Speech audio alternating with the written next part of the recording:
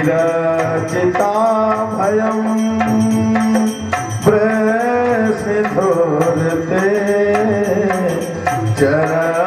चरणमीयुषा संसृतिर्भया करसरोरुहं कान्तकामदं शिरसि देहिना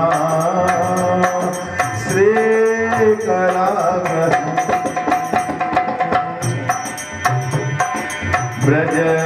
व्रजजनाभ्यं वीरयोषिता निज जनस्मया पांसनास्मिता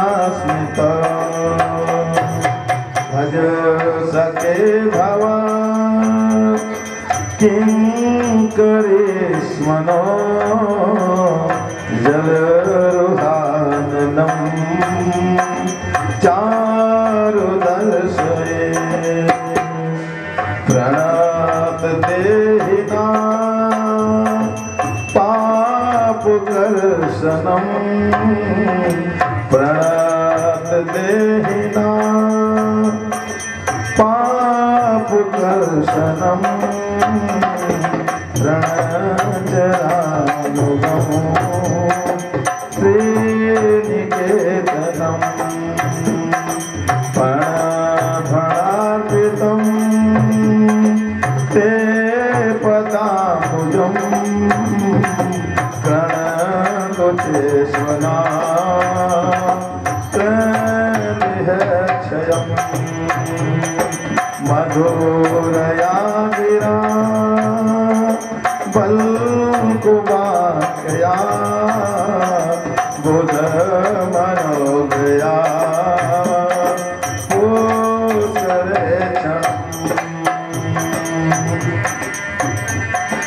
विध विधि करे वीर मोहम्मते अधर सीधुना आप्यसुना भगवतामृतं तात जीवनं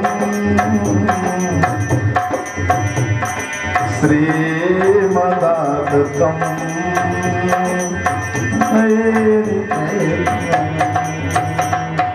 अब कथामृतं तात जीवनं कविभिरीडितं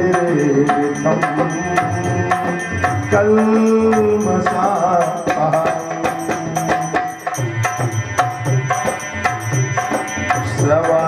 श्रवणमङ्गलं श्रवणमङ्गलं श्रीमदाततं भुवि गृह्णन्ति ते भूरिदा जनाः भुवि गृह्णन्ति ते भूरिदा जनाः प्रहसितं प्रदे प्रहसितं प्रिय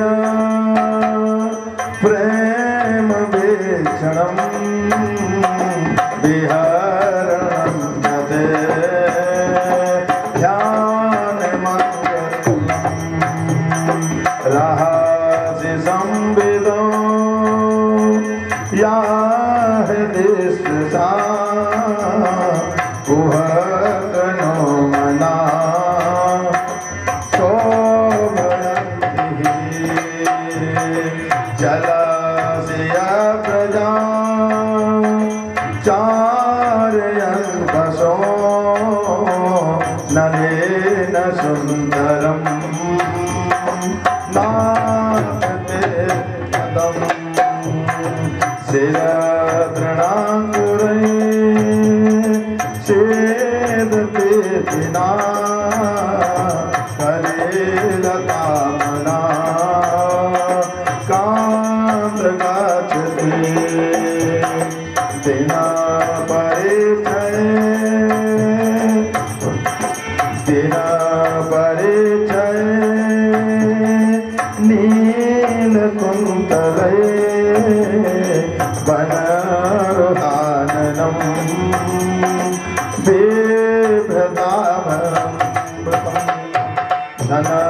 रजासलं दर्शयन्महो नलिन विस्मरं एरयच्छसि प्रणतकामरं पद्मजातिथं धरणिमण्डनं ध्येयमापदि धरणिमण्डनं ध्येयमापदि चरणपङ्कजं सन्ततं तते धरणिमण्डनं चरणपङ्कजं सन्ततं तते मोहनान्विता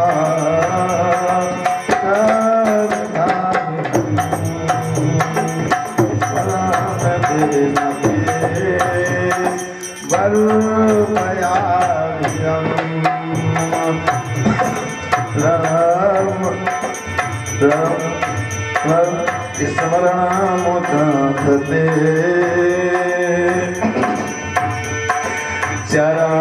चरणपङ्कजं सन्ततं गते रमणनाथते बल्पयायं सुरतवर्धनं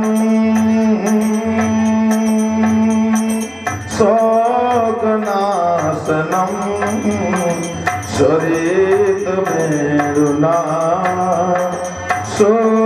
सोष्ठचौमितं इतर राघवे मारणं नरा वितार वीरय ते धराव्रतम्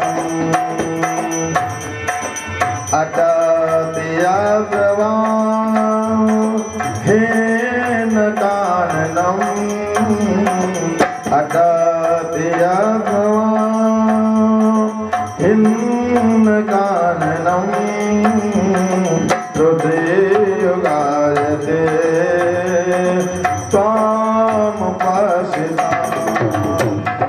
कुटीलकुन्तलं श्रीमुखं गते जडोदीयता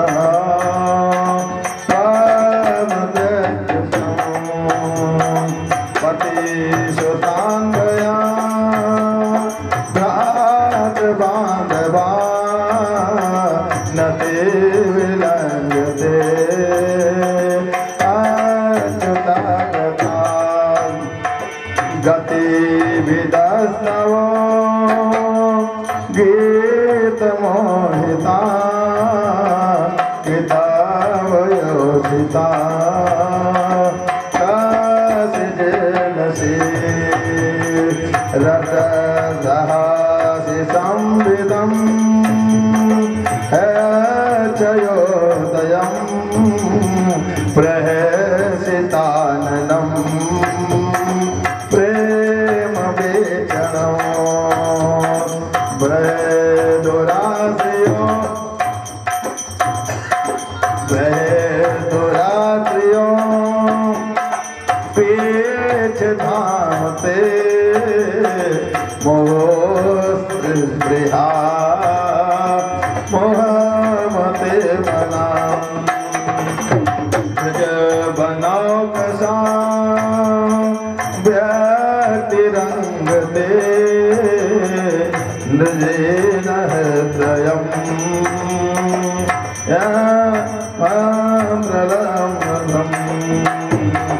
व्रज बनाओ कसा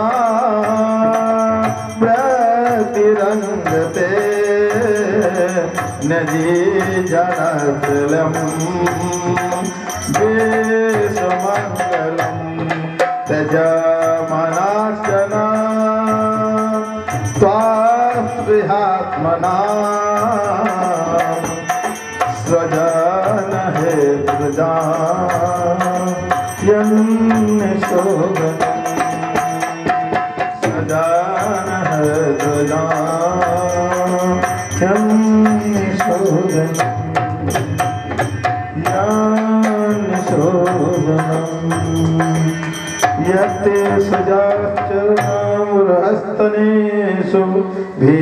सिंहासन ही प्रियमयी तदिकर कशेषु तेनाटवी मटसि तद बथतेन किंचित् पूर्वाधिभवित भवदायुषाम्ना पूर्वाभिभ्रमित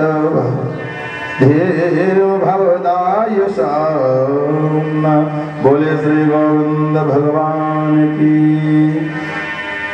राधा रानी सरकार की जय। जय जय श्री राधे। बड़ी सुंदर बात है। अब आपने ये गीत सुना, सुनने के बाद अब इसकी बात को सुने। भगवान से गोपिकाओं ने ये गीत गा गा करके रो रो करके अपनी बात कही। क्या कहा? जयति तेधिकं जन्मना व्रजा, जयति ते अधिकम। देखिए कह रही हैं कन्हैया ब्रज तो पहले भी था है, लेकिन इसकी कोई महिमा नहीं थी। राधे राधे।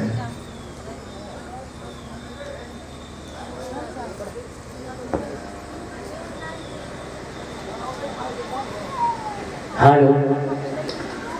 ब्रज की महिमा कोई नहीं जानता था, लेकिन जब से आपका यहाँ जन्म हुआ है तो जन्मते ही जयति तेधिकं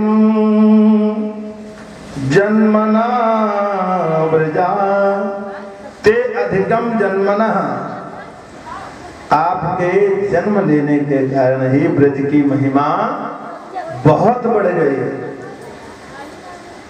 और महिमा ही नहीं बढ़ गई, महिमा भाई बढ़ क्यों न जाए। श्रेयति इंदिरा ससुदत्रि, किसी को कोई ना जानता हो भैया, बिना धनवान के व्यक्ति को कोई समझते हैं सब रहते, लेकिन कोई महिमा उसकी नहीं होती। सही है ना? और एक भगवान कृपा कर दे और बढ़िया से उसका मकान हो जाए, दुकान हो जाए, भवन हो जाए, गाड़ी घोड़ा हो जाए, बोलो सब उसे जानने लगे कि नहीं? महिमा बढ़ जाती है कि नहीं? अब ब्रज में तो भैया धनवान की महिमा, धनवान होते ही महिमा बढ़ जाती है।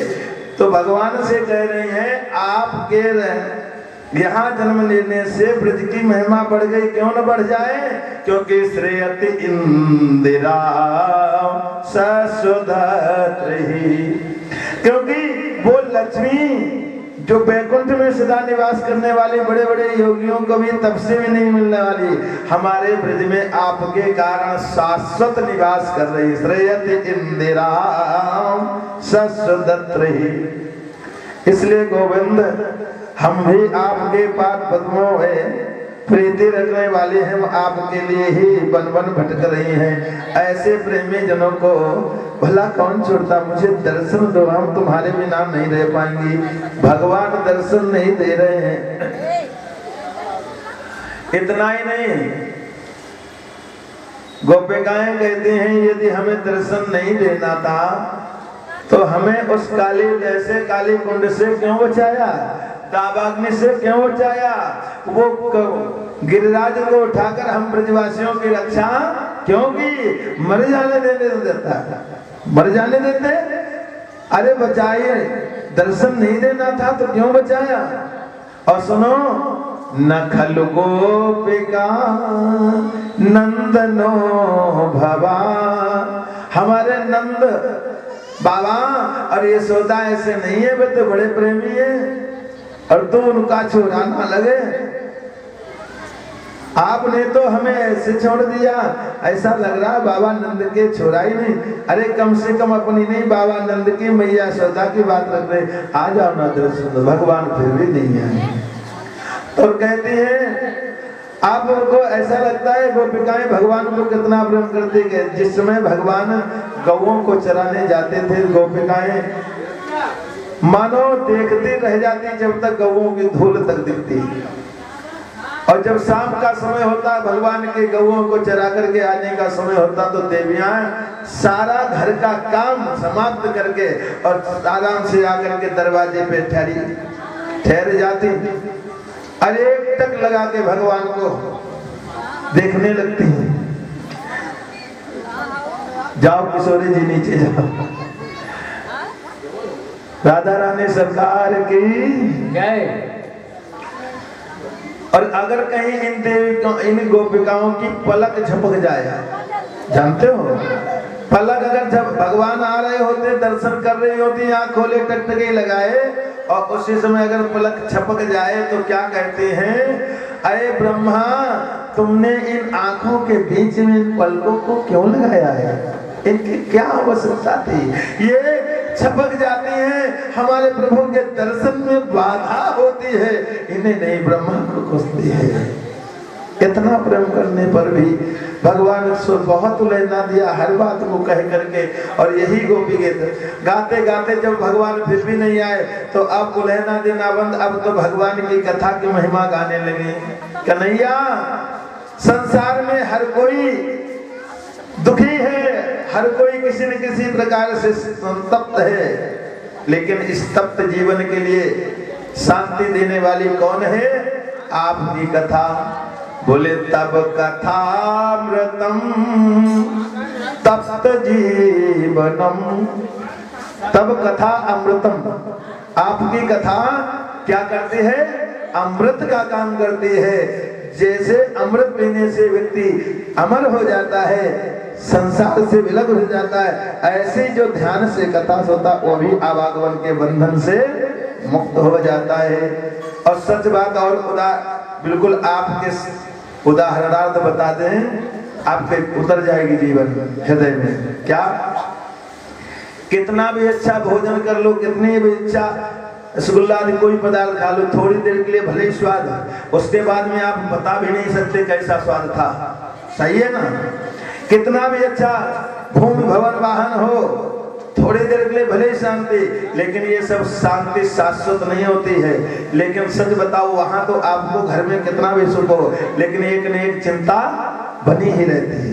होता कि नहीं? सही बात।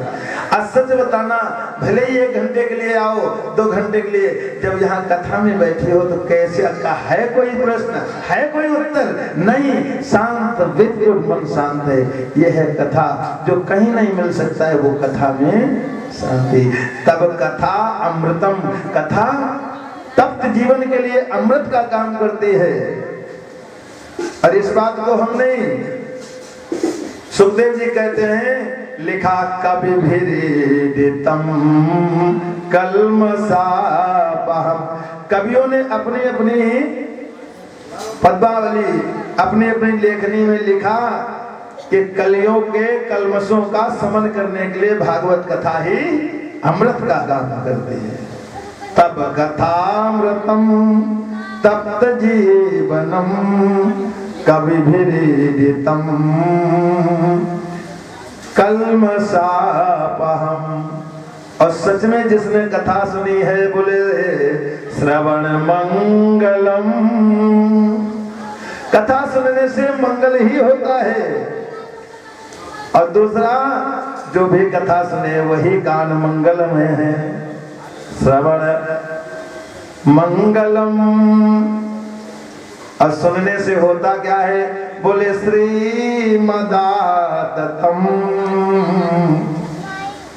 भुवि गृहन्ति ते भूरिदा जना। जो कथा को सुनते हैं, सुनने से क्या होता है? शांति से। आने जाने वालों पे ध्यान मत दीजिए। कहा? श्रीमदाततम। श्री माने शक्ति, लक्ष्मी।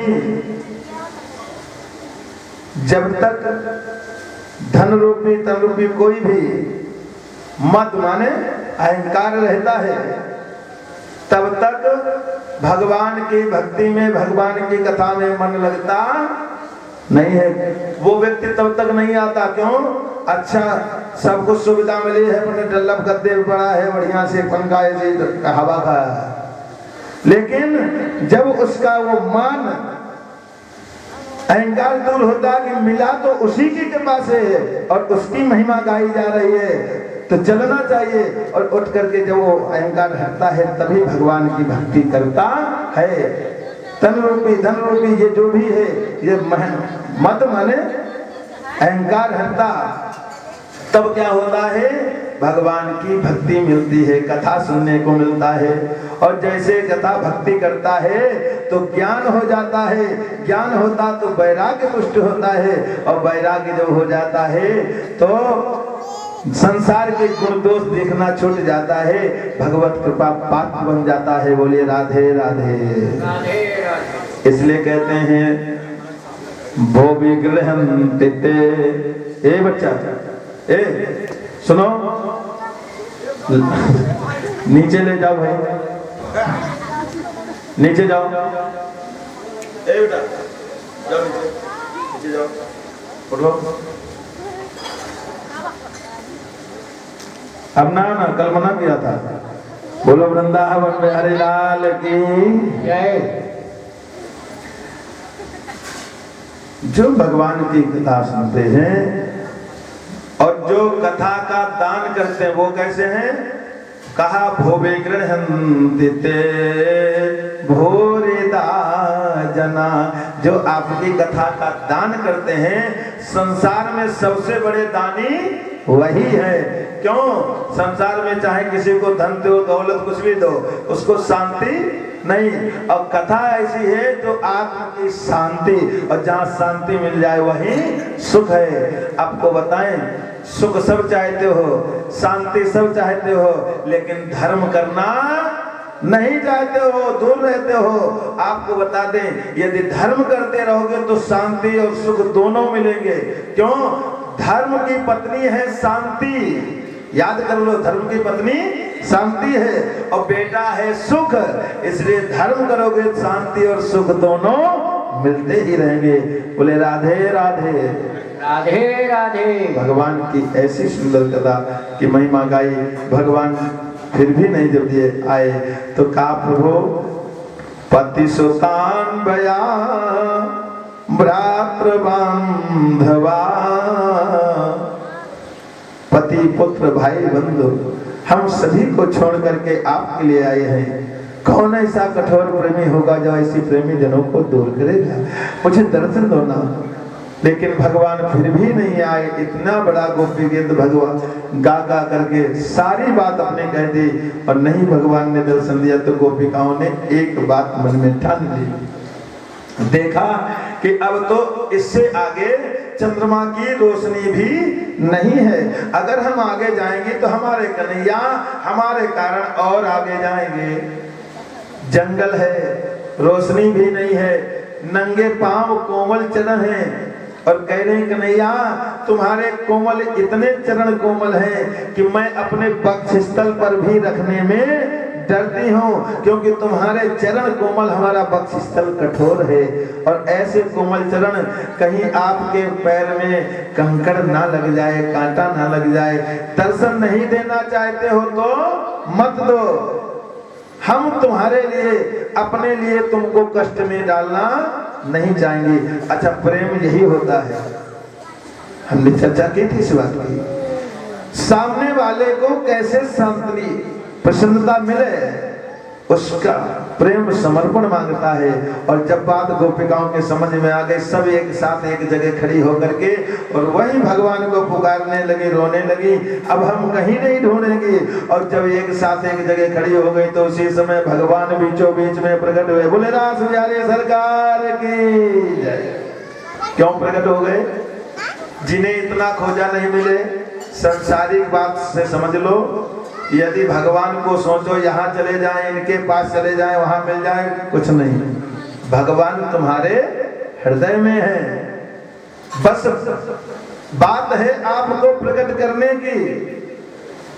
सबसे बड़ा काम है क्रोध पे विजय मनाना। क्रोध ना आवे, और कितना भी कुछ बोले और आपको क्रोध आया पर अपने आप को शांत कर ले जाए, समझ लेना भगवान की कृपा होने लगी है।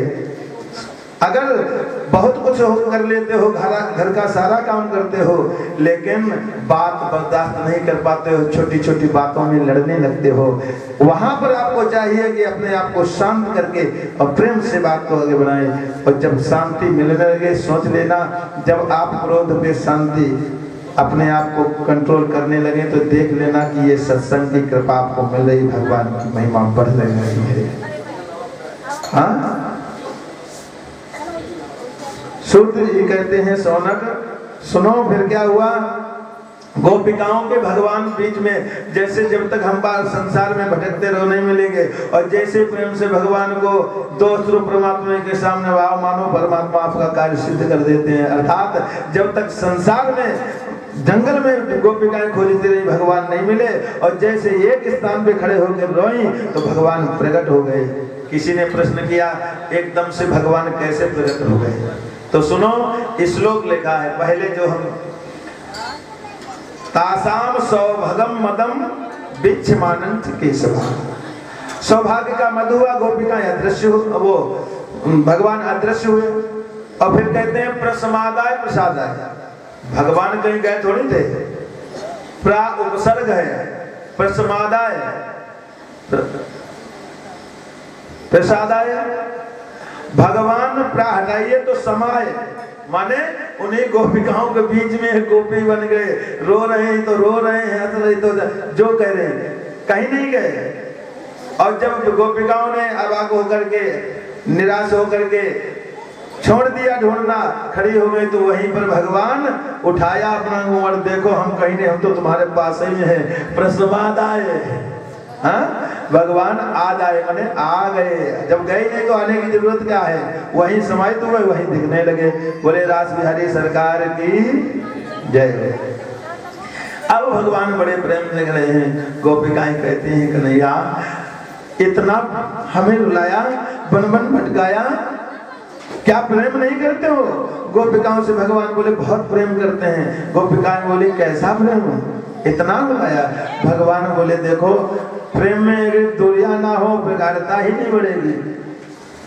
अच्छा, तो कैसा प्रेम करते हो आप, कैसे कैसे प्रेम करते हो? भगवान बोले हम 4 प्रकार से प्रेम करते हैं। पहला प्रेम, बोले प्रेम तो हम सबसे करते हैं, और संसारी भी 4 प्रकार से प्रेम होता है। कैसे? प्रेम तो बराबर है आप सबका। एक होता है व्यवहारिक प्रेम, एक होता है निस्वार्थ प्रेम, और एक निष्कपट निष्काम प्रेम, और एक होता परम प्रेम। प्रेम आप सबसे करते हैं, एक दूसरे से, लेकिन कैसा है? पहला व्यवहारिक प्रेम है। अब बताएं, आप नहीं समझ पाएंगे। अभी देखो, हाथ उठेगा, आपके घर में कोई काम है, फंक्शन हो रहा है, तो 4 बहनों को बुलाया और सभी आए, लेकिन जानते हो क्या होता है? लड्डू पैक किया गया, 4 बढ़िया, चाय पानी हुआ, बलुआ हुआ, और व्यवहार, अरे बहना ठीक, हाँ सब ठीक है, और लड्डू दिया, विदा कर दिया, चली गई। उनके घर में फिर अब बर्थडे हुआ, फंक्शन हुआ, तो आपको बुलाया गया, आप भी पहुंची, व्यवहार बात सब पूछी गई, सब कुशल, प्रेम बराबर है। लेकिन जानती हो क्या है व्यवहारिक प्रेम का है? बोले लड्डू का लिफाफा जब गया तो 5 नहीं हुए, 4 ही पैक करे गए, 5वां नहीं होगा। ये व्यवहारिक प्रेम है, 4 दिए तो 4 ही ले जाओ। प्रेम बराबर है, लेकिन व्यवहारिक प्रेम है। दूसरा स्वाभाविक प्रेम, निस्वार्थ। माता का पुत्र के प्रति स्वाभाविक प्रेम होता है। पुत्र बात करे ना करे, परदेश में है, लेकिन माँ दिल छटपटाता है, अपने पास नहीं पड़ोसी के पास जाती, भैया से जरा बात करा दो। माँ प्रेम करती है। पुत्र मिले ना मिले, कोई कुछ दे ऐसी बात नहीं, अपना माँ का हृदय होता है, निस्वार्थ प्रेम है पुत्र। निर्कपट और निष्काम। एक फकीर होता है, जैसे कहीं कुछ मिल गया तो ठीक, नहीं मिला तो ठीक, राम नाम में मस्त है, ये प्रेम। और देवियों, एक परम प्रेम है जो तुम सब में है। भगवान से कहा तो हमको प्रेम में, देवियों ने कहा हम किस प्रेम में? भगवान बोले परम प्रेम में। क्यों? जो परम प्रेम जिससे मैं करता हूं उसे अपने से दूर नहीं कर पाता हूं, उसे दिल में बसाता हूं। भगवान से कहा इतना प्रेम कर रहे हो फिर भी ये निष्कपट काम क्या है? कहा भैया सुनो, जब तक आप भगवान को नहीं पा सकते हैं, जब तक सत्संग में आपकी ऐसी प्रगाढ़ता हो, सत्संग सुनते सुनते सुनते सुनते आपको यहीं से अपवर्ग की प्राप्ति हो जाती है। अपवर्ग क्या है और पवर्ग क्या है? गहराइयों की बात मैं कर रहा हूं, जरा सुनिएगा। अपवर्ग वो है जहां पावर्ग नहीं होता है। सुंदर कांड में एक दोहा आया, तात स्वर्ग अपवर्ग सुख धरिय तुलायक अंग, तूलन ताहि सकल मिली जो सुखलभ सत्संग। ये सुंदर कांड का चौथा दोहा।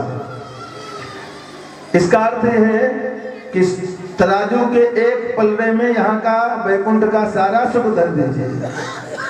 तात स्वर्ग अपवर्ग सुख धरिय तुला माने तराजू के एक पलड़े में, और दूसरे पलड़े में ये सत्संग रूपी थोड़ा सा यदि रख दिया जाए भार, तो दोनों ही मिलकर के सत्संग की बराबरी नहीं कर सकते हैं। इसलिए अपवर्ग को कहा गया है। और सच में और सुन लीजिए थोड़ा विस्तृत से, हमारे वृद्धजन बैठे हैं। पावर्ग अपवर्ग, अपवर्ग अब आपके समझ में आ जाएगा। पावर्ग समझ लीजिए और अपवर्ग अपने आप समझ में आ जाएगा। पावर्ग क्या है? कावर्ग, खावर्ग। आज बिटिया पढ़ रही थे का खा गा गा, है ना? ये कावर्ग हो गया। चा वर्ग में चा छा जा झाया, यही तो है। टा वर्ग में टा ठा डा ढा। बात समझ में आ रही है? बोलो, समझ में आ रहा है कि नहीं? तो पा वर्ग में है पा फा गा भा और मा। पा माने पतन। पतन कब नहीं होगा? जब पा के बाद में आता फा। फा माने फल की इच्छा जब नहीं होगी। बोलो, किसी से कोई लेना देना नहीं तो पतन है नहीं। किसी से इच्छा रखोगे तभी अपमान भी हो सकता, कुछ भी। पतन कब नहीं? जब फल की इच्छा नहीं। और पा के बाद में पा के बाद में फा, फा के बाद में आता है वा। पा फा वा। वा माने बंधन। जब भैया फल की कोई इच्छा नहीं है, कोई कामना नहीं, तो किसी प्रकार का बंधन भी नहीं। बोलो राधे राधे, सच्ची बात है ना? अब किसी से कुछ चाहोगे तो वहां खड़ा भी रहना पड़ेगा, जो वो कहेगा करना भी पड़ेगा।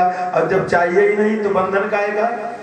जहां पतन वहां नहीं, जहां फल की इच्छा नहीं, फल की इच्छा नहीं है तो बंधन भी नहीं है। और बंधन नहीं है तो आगे आया भाव। बंधन नहीं तो भय भी नहीं, खत्म हो जाता। पा भा वा भा। भय, बंधन गया, भय गया। और संसार में किसी को कोई भय न हो, लेकिन दावा है मृत्यु का भय सबको होता है। लेकिन भागवत सत्संग सुनने के बाद उसे आत्मबोध हो जाता है, तो वो मृत्यु रूपी भय भी खत्म हो जाता है। और माँ माने मृत्यु, उसे मृत्यु का भी भय खत्म हो जाता, जीत जाता है। तब वो अपवर्ग माने आवागमन के बंधन से मुक्त हो जाता है, स्थिर की प्राप्ति हो जाती है। तब कहते हैं पतन फलासा बंद भय मृत्यु जहां पर नाय। पापा बाबा मारहित सो अपवर्ग कहाय, सो अपवर्ग कहाय। बोलो वृंदावन बिहारी लाल की जय जय श्री राधे। देवियों ने कहा कि नहीं, अब तो फिर हमारे मन की इच्छा पूर्ण कर दो। तो भगवान ने कहा अवश्य। अभी तक भगवान कर रहे थे रास, अब किया है महारास।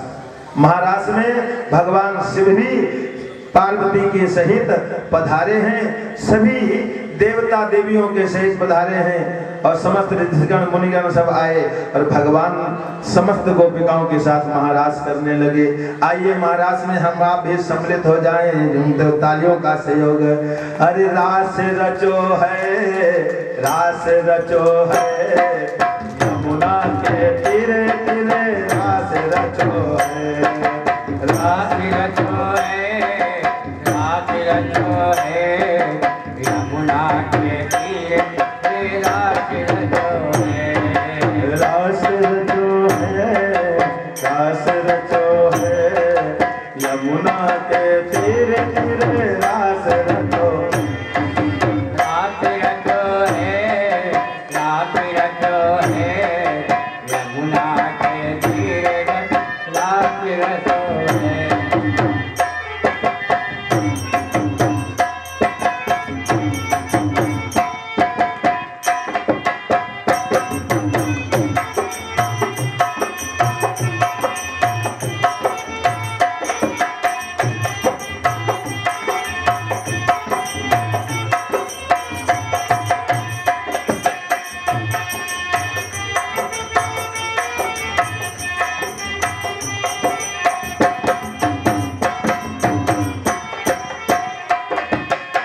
रास रचो है, रास रचो है, यमुना के तीरे तीरे रास रचो है।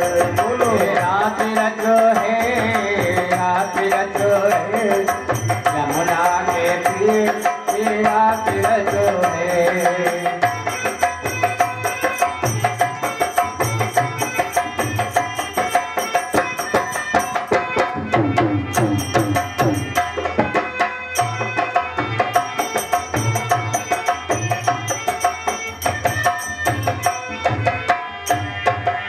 कैसे? राधा नाचे कृष्ण नाचे, नाचे गोपी संग। राधा नाचे कृष्ण नाचे, नाचे गोपी वृंद।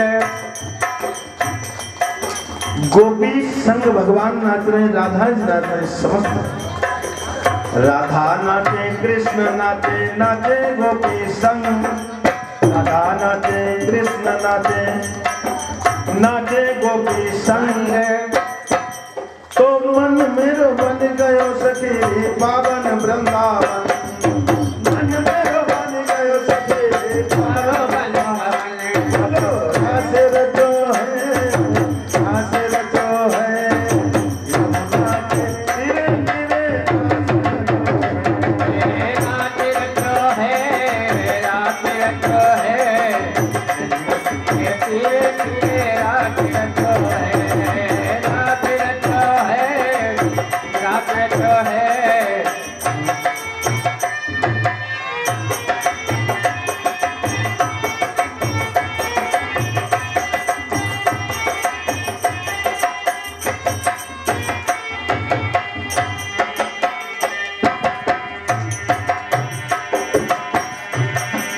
गौरा नाचे शंकर नाचे, नाचे नंदीशन। गौरा नाचे शंकर नाचे, नाचे नंदीगण। गौरा नाचे शंकर नाचे, नाचे नंदी संग। गौरा नाचे शंकर नाचे और नाचे नंदी संग। मन मेरो बन गयो सखी पावन वृंदावन, मन मेरो बन गयो सखी प्यारो वृंदावन। हे रास रचो है, रास रचो है, यमुना के तीरे तीरे रास रचो है, रास रचो है, यमुना के तीरे तीरे रास रचो है।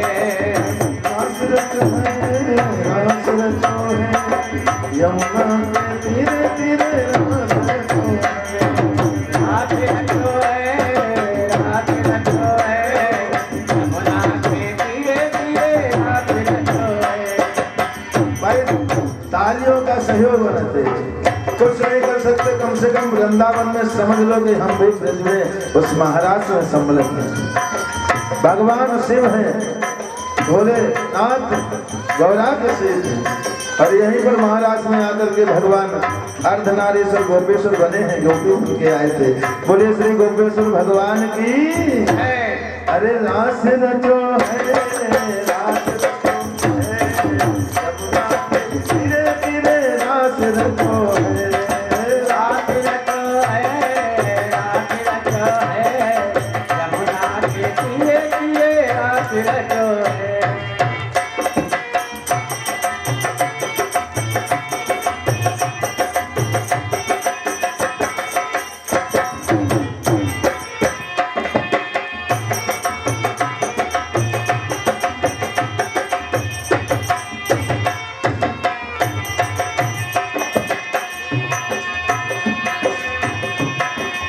ब्रह्मा नाचे, ब्रह्मा नाचे, देवगण नाचे, राज्य में श्रीगण। ब्रह्मा नाचे, ऋषिगण नाचे, नाचे देवगण। ब्रह्मा नाचे, ऋषिगण नाचे, नाचे देवगण। मन मेरो बन गयो सखे पावन वृंदावन। मन मेरो बन गयो चारो वृंदावन। मन मेरो बन गयो सखे पावन वृंदावन। मन मेरो बन गयो सखे चारो वृंदावन। रास रचो है यमुना के तीरे तीरे रास रचो है। बोलो रास रचो है, रास रचो है, यमुना के तीरे तीरे रास रचो है। रास रचो है, रास रचो है, यमुना के तीरे तीरे रास रचो है।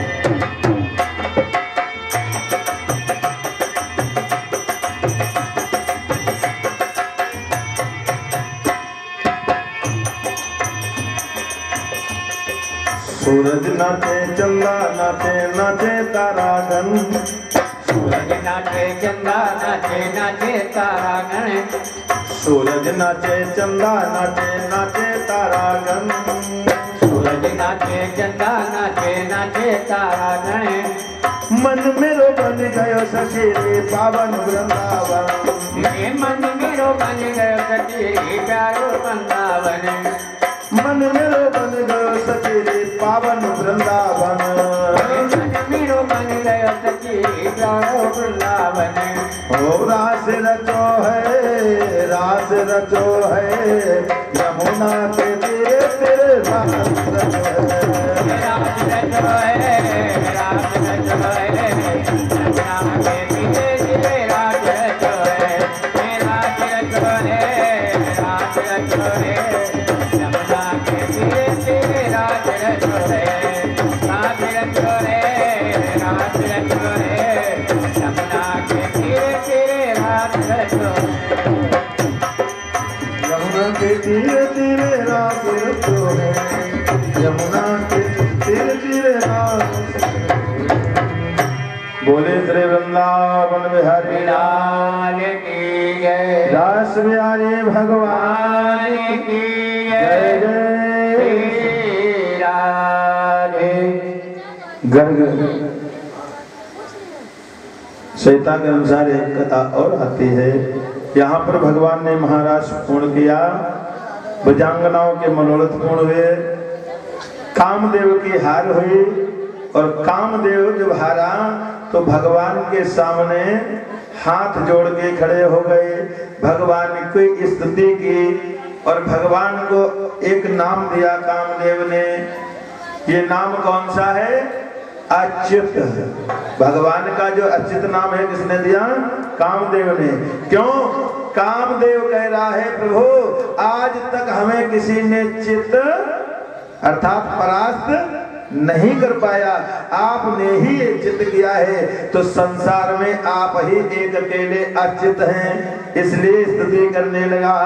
अच्युतम केशवम राम नारायणम कृष्ण दामोदरम वासुदेवम हरे श्रीधरम माधवम गोपिका वल्लभम जानकी नायकम रामचंद्रम भजे रुक्मिणी नायकम कृष्णचंद्रम भजे। पर भगवान से कहा प्रभु आज से इस ब्रज में ये आपके आशीर्वाद से कभी भी हमारा प्रकोप नहीं रहेगा।